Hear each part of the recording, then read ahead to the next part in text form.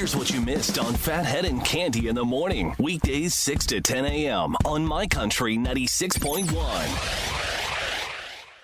My Country 96.1, Phathead, Cande, Roth. What a forecast. Looking great. The week looks great.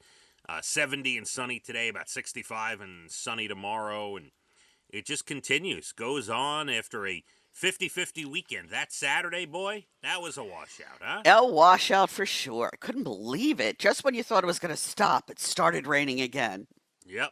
And a beautiful day yesterday. Got out a little bit yesterday. Not much. Took me a while to get out. But then Leah and I went looking for some food. We drove. She wasn't sure what she wanted, but she wanted something different. So I bought her some hibachi to go candy. Hibachi to go. Brought that home, and then took her to her tennis yesterday afternoon and got out a little bit. But what a gorgeous, absolutely gorgeous. At the park with Tilly. Yeah, it was beautiful.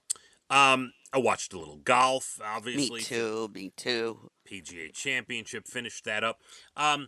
So with that in mind, I saw a lot of people yesterday, Cande, mowing their lawn, as you'd imagine, on a weekend. Yes. Right? Especially on a Sunday. You see that a lot on a nice Sunday. So here's a new thing.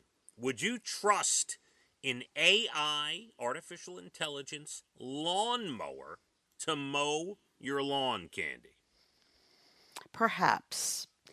I don't like this AI. I just don't like it. I'd rather hire, a young man trying to get money for college, okay? and peek out at him through the blinds. Look at you. That's a whole nother story, but nothing wrong with that.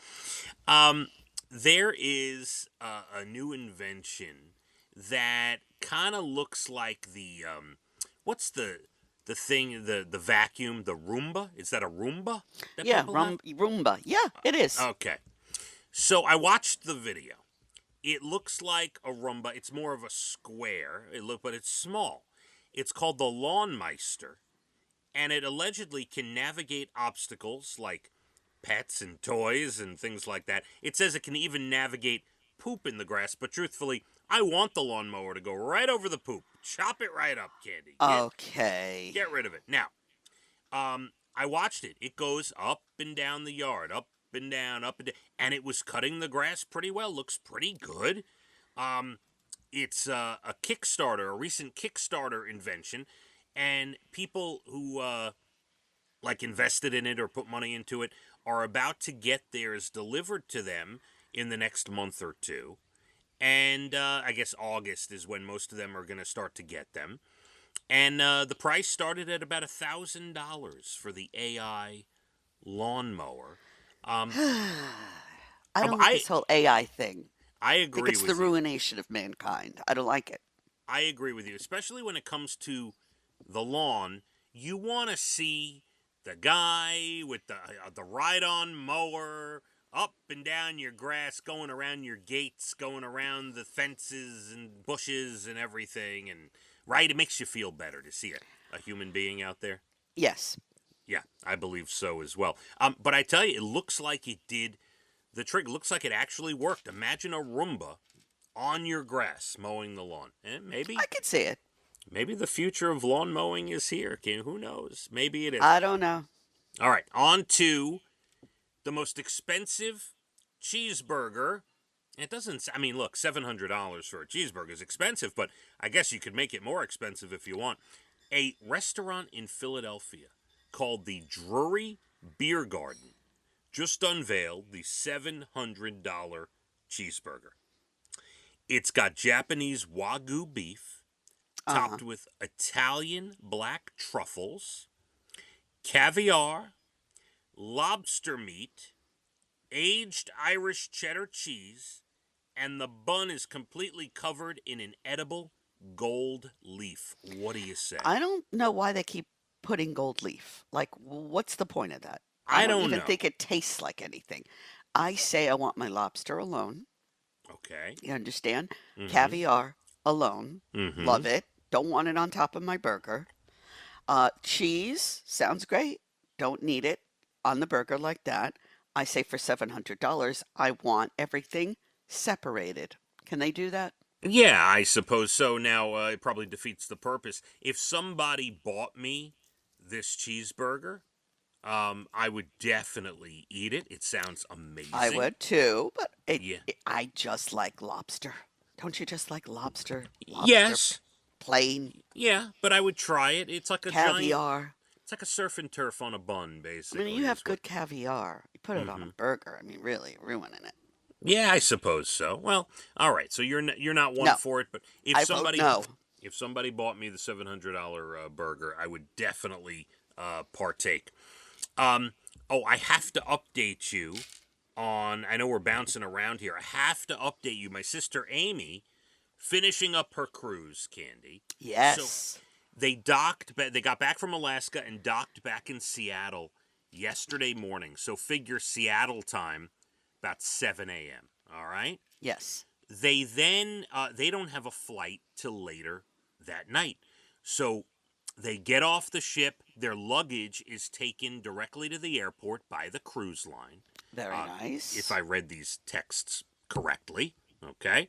And then they start sending pictures of their tour around Seattle. They ended up going to the Space Needle. I got pictures. Yep, Nice. the top of the Space Needle. Ooh, They went to Pike's Place Market, I think before they the did go before. I the trip. remember that. Yes. They went yesterday to Chihuly Gardens. Do you know what Chihuly Gardens I is? don't.